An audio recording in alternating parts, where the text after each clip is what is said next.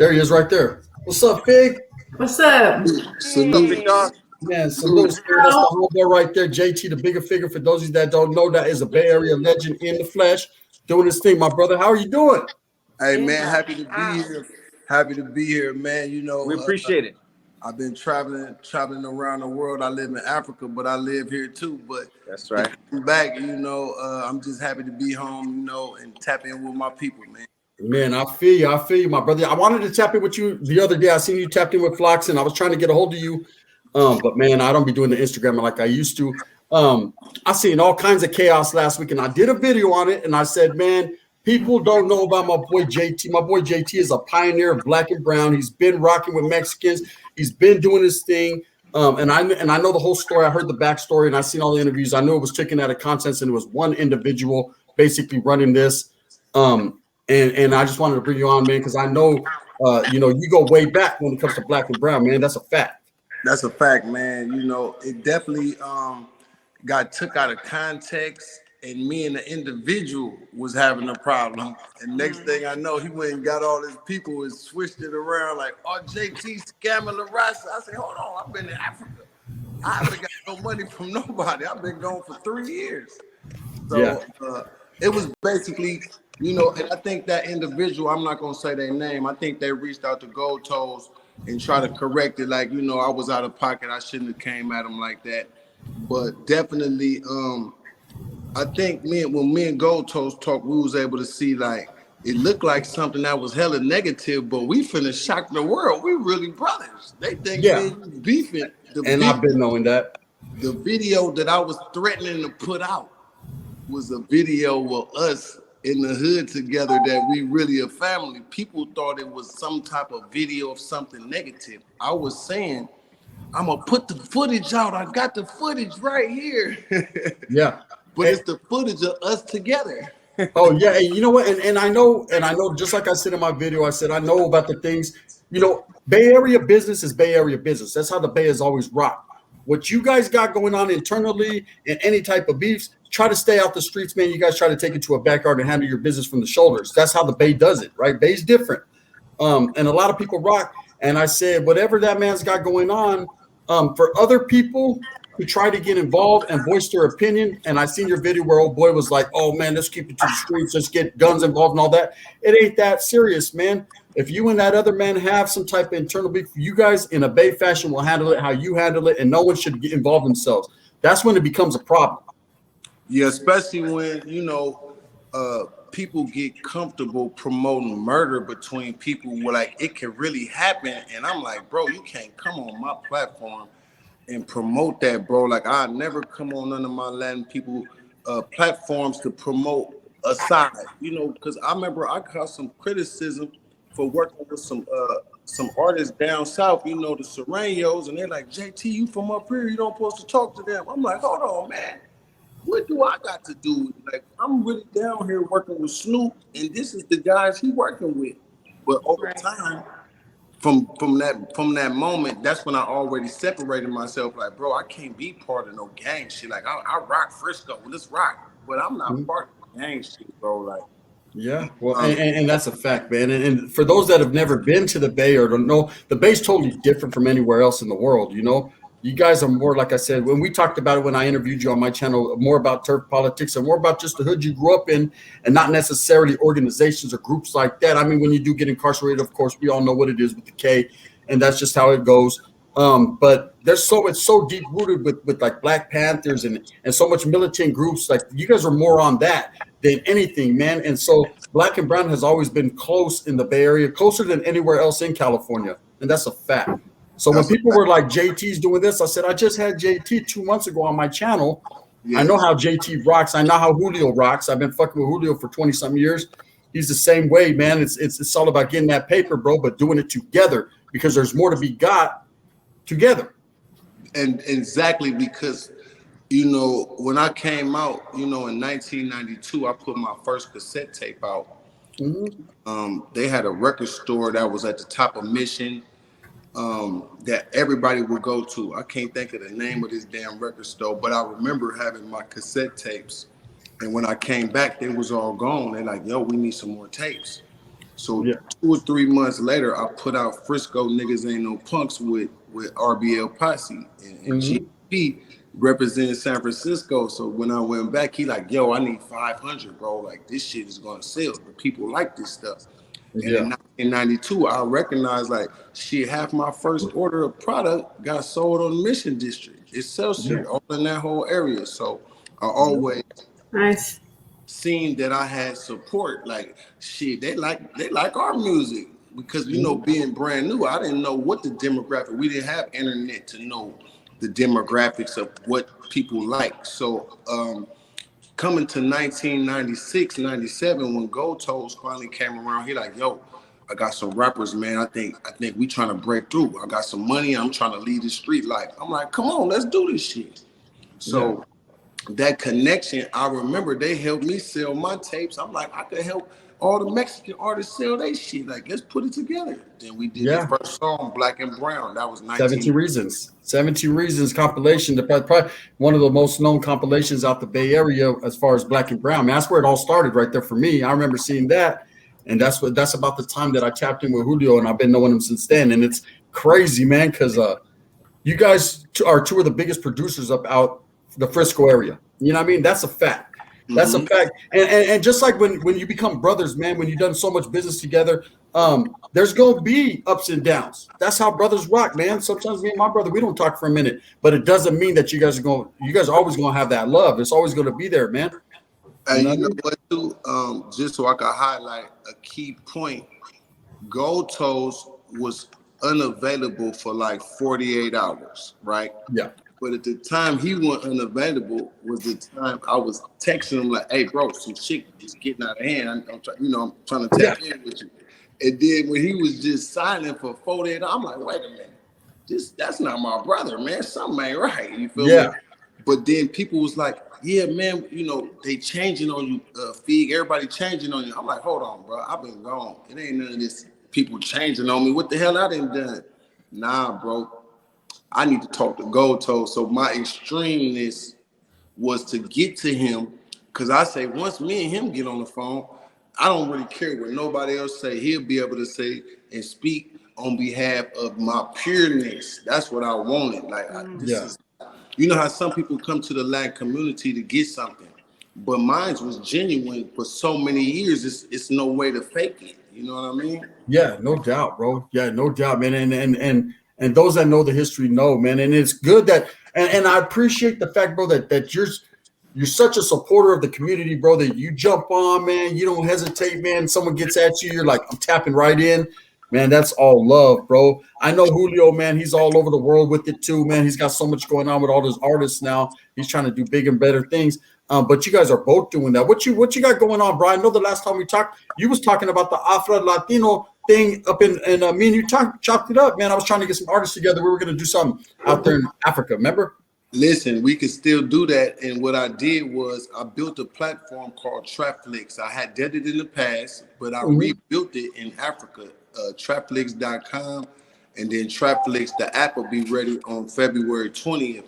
But this app is so unique because it has social media, it has the instant digital download store, and it has the movie streaming, plus people can make their own accounts like YouTube. And the final piece is that I got involved with digital currency. So they made me a digital wallet that just does the American currency, which is the credit card, and then the African currency, which is called M-Pesa. And these is two digital outlets. So I think that's the thing that makes me very excited because now I'm popular in Africa and enough countries that once I do my promo over there and over here, I'm looking to be at 100,000 to 500,000 to 1,000,000 subscribers within 60 to 90 days based upon how many people was involved in being on my own platform. The problems I had with YouTube or Instagram or Facebook when they might flag you or demonetize or slow your algorithm, on my own platform, I say the people that come there, these are real fucking subscribers now, because everything else is on somebody else's platform, and I've been kicked off of all the platforms before. Man, we all right.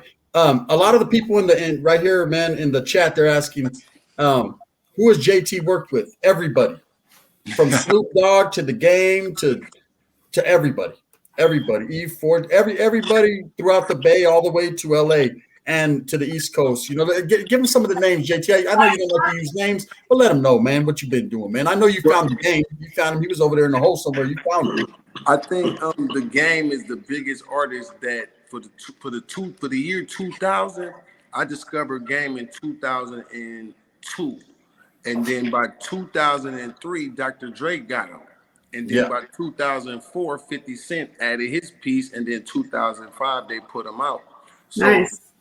So for me to handpick the guy for the West Coast like that, I said, this is him. You know, I said, this motherfucker right here, he talking that West Coast gangster shit, but he sound like Shine or Fabulous or somebody. And I just thought that combination was the voice you know, he was the next face that can happen. And when it really happened and I didn't get no credit, I was like, fuck it, I just keep hustling. I got the first album, the second album. You did that. Hey, I got one question that I've never heard anyone ask you. They might have, but I'm gonna ask you because I just keep it real. Messi, man.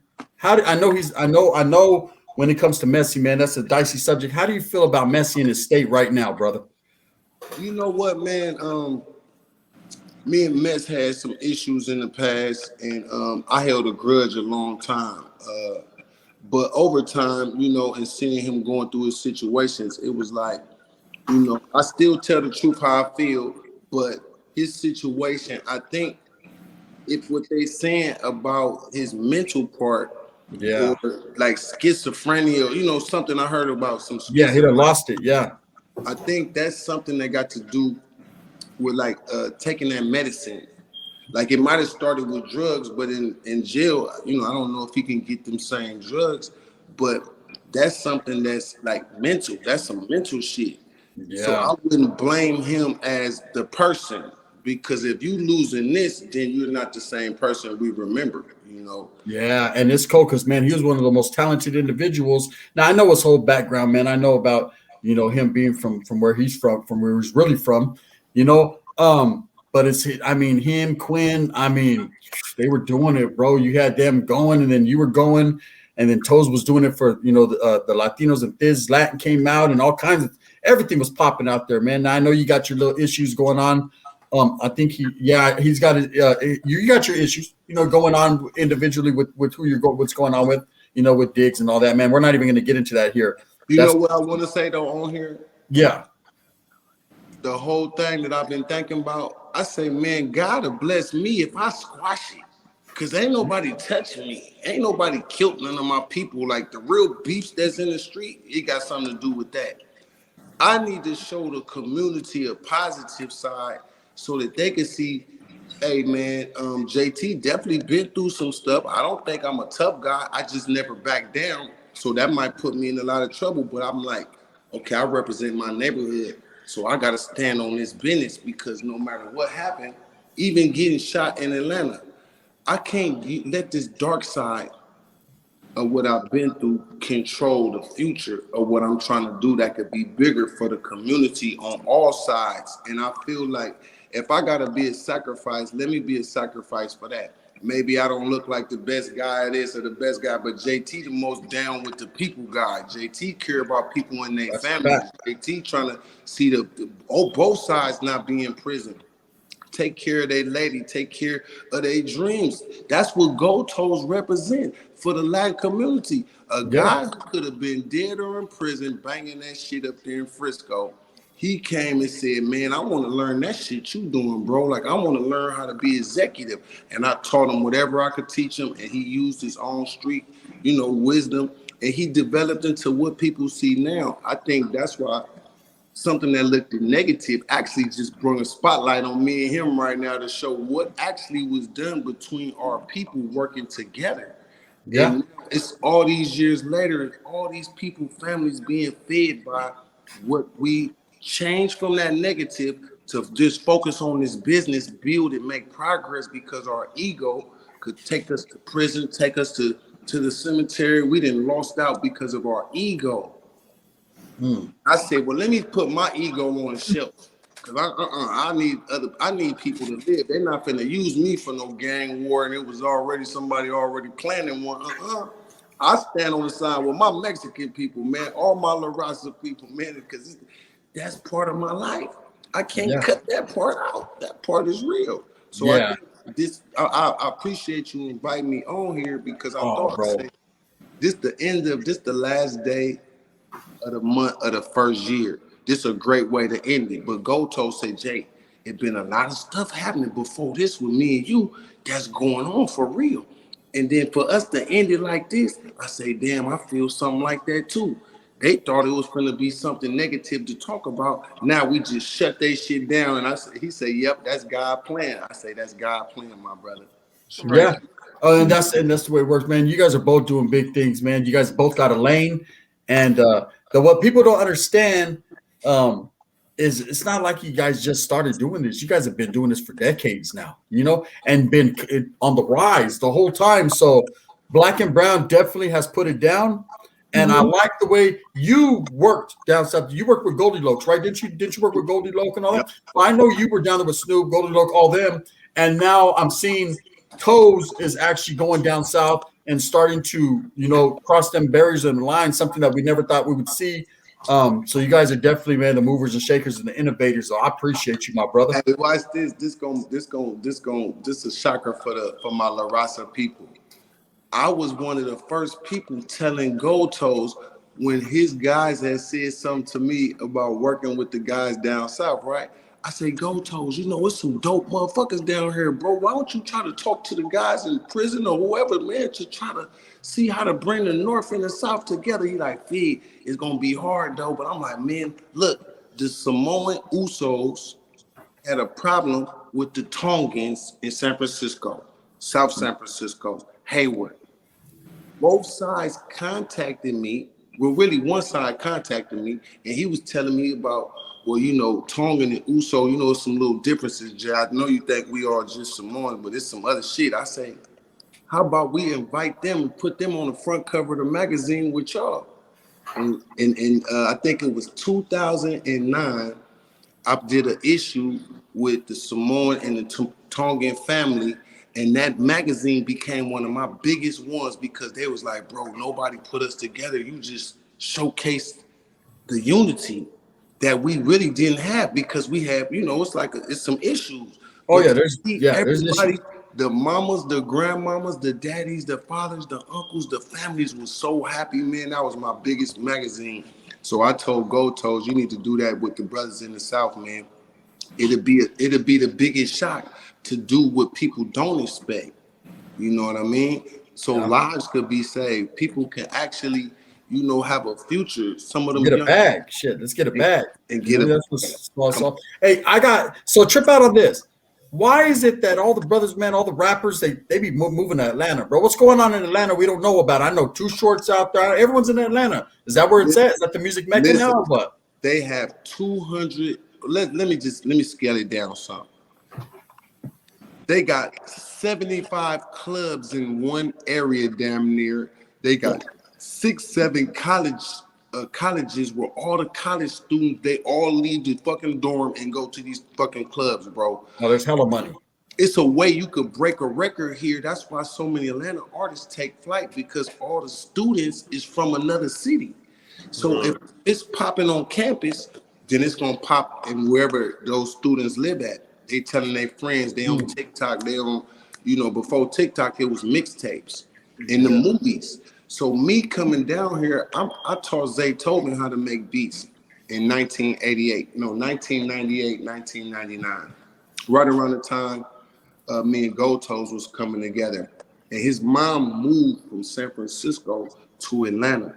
When he got there, he said, Jay, this rap game down here, they down here doing rap. They not even doing all that killing and shit that's going on in California. They like to party down here.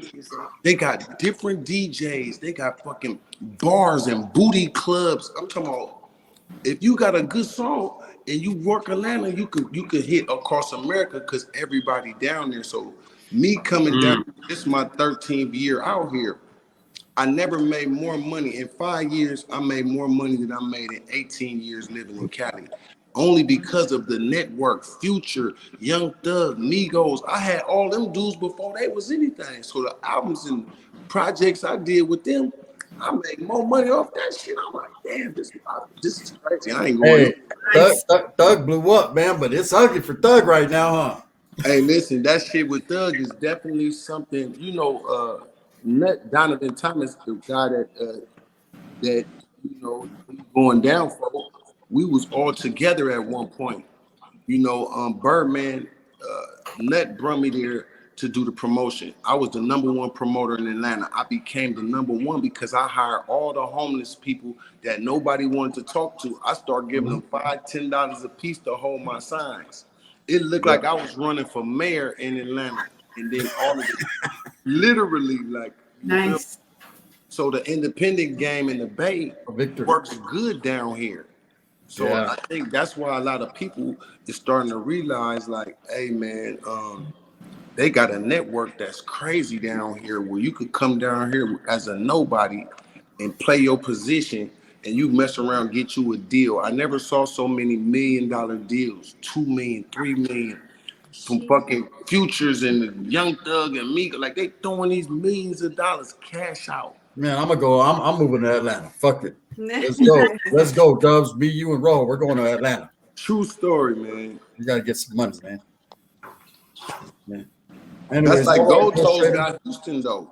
That's like Gold Toes. He's like JT. Oh, that's the mayor of Houston, man. They move somewhere else and bring your hustle from your area, because the area is not producing the type of money you need. So either you be in your ego and say, man, I'm from Frisco, I'm gonna just stay here. If I would have did that, I could be like San Quinn. He's a very good rapper, but he didn't burnt himself out doing them same shows year after year in the same place. So it wasn't never no growth for like some national shit. So people looked at me like, oh, Jay, you turned on us, you moved to Atlanta. I say, no. I moved to Atlanta. I actually own a house with a deed. I own some land across the street in San Francisco. Boy, you don't own an apartment over there unless you actually rich. I can't pretend no more to live in this place paying $2,000 a month, $3,000 a month. But these little spaces, when down south, you could get a house for. I bought my house in 2012 for $25,000. Man, I bought a quarter acre across the street for $9,000 in the area in Atlanta that nobody wasn't thinking about.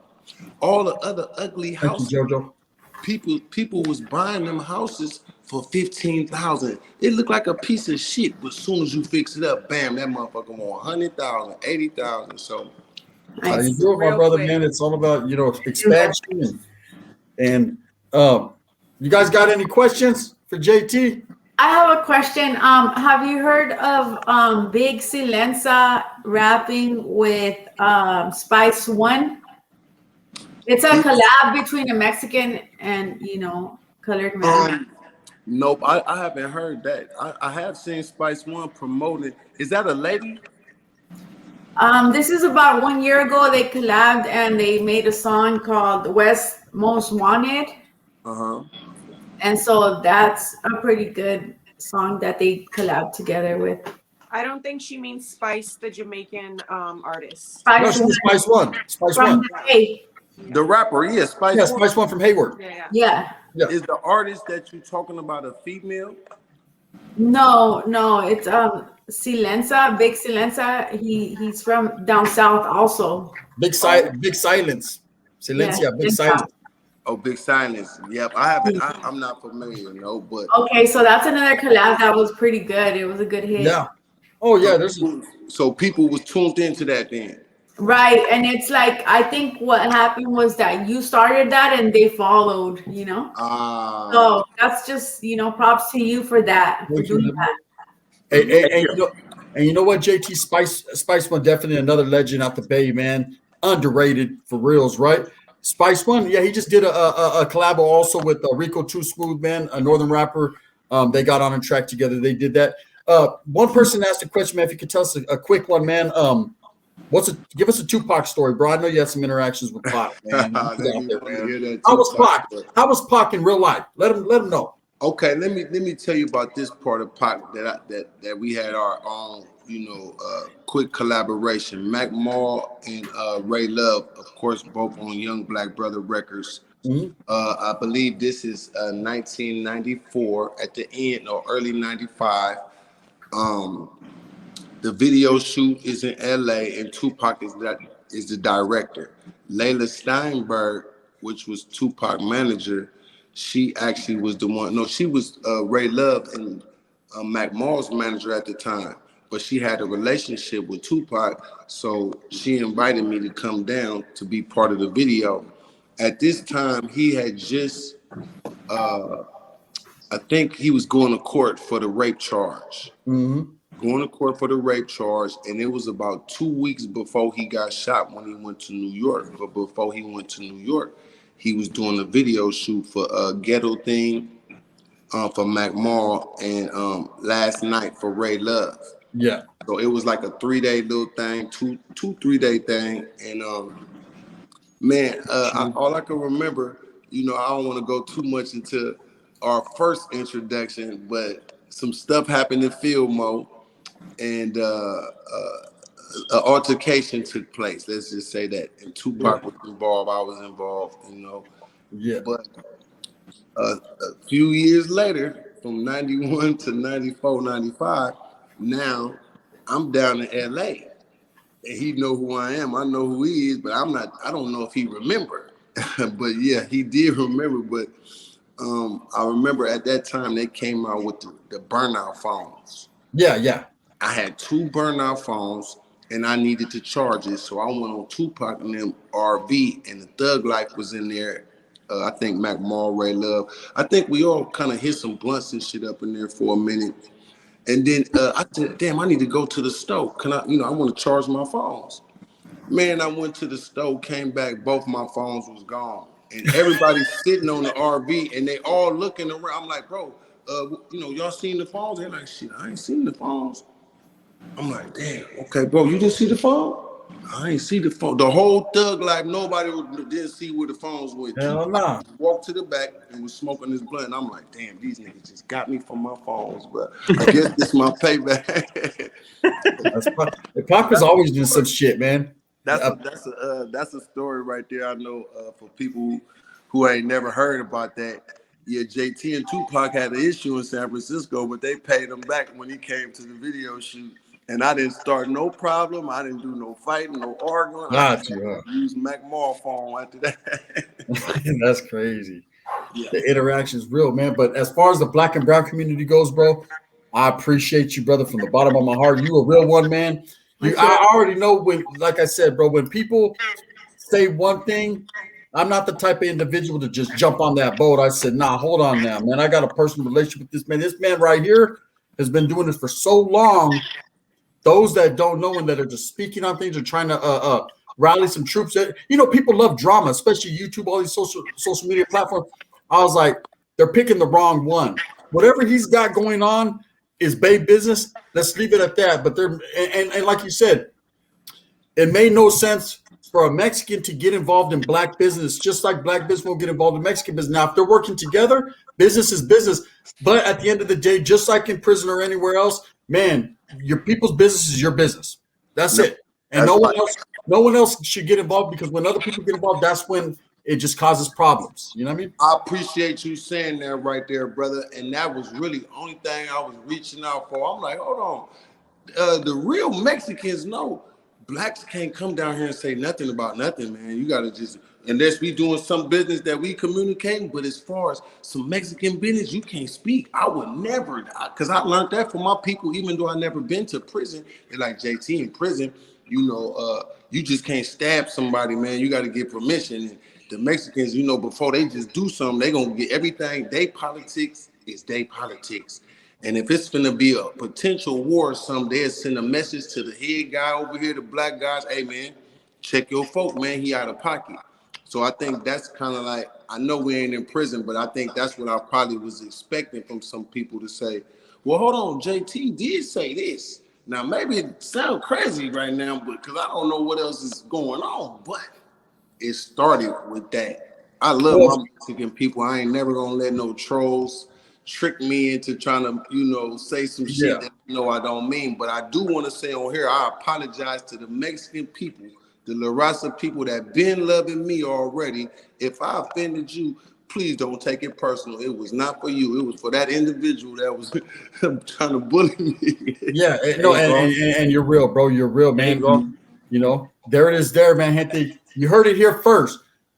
JT says, man, it's apology accepted, man. It's all love. You know, it's all love, bro. You're a real one, man. You've been doing it. You're going to continue to do it, man. I know it don't stop. I'm going to tap in with you, my brother, because I know you're a busy man, and I want to get with you on the Afro Latino stuff, man. I got some artists, man, some crazy stuff going on. Do it, man. Let's use this moment to make something take off for us, man. Because I got someone, bro. Got Mexico and the whole South America. Come on, man. That's 2 powerful locations, man. I got someone actually. Me and Dubs know a couple people that I got in mind, man, that I want to kind of see where their head's at, man, and we could probably bring some heat. And I'm talking about these are well-known individuals that are just waiting for a door to open. You would trip, and I'll get at you behind the scenes who they are, right? It's gonna trip you out, but there's some real ones. Come on with it, brother. Come on with it. Definitely, my brother. I appreciate you, man. That's JT, the Bigga figure right there, man. Thank you, sir, for your time, man. I'm not trying to keep you all night, my brother. Hit me anytime, man. No doubt, man. I'm gonna get at you behind the scenes, man, and pick your brain, man, on some stuff. Okay, all right, I'll be waiting, bro. All right, JT. All right, thank you, man.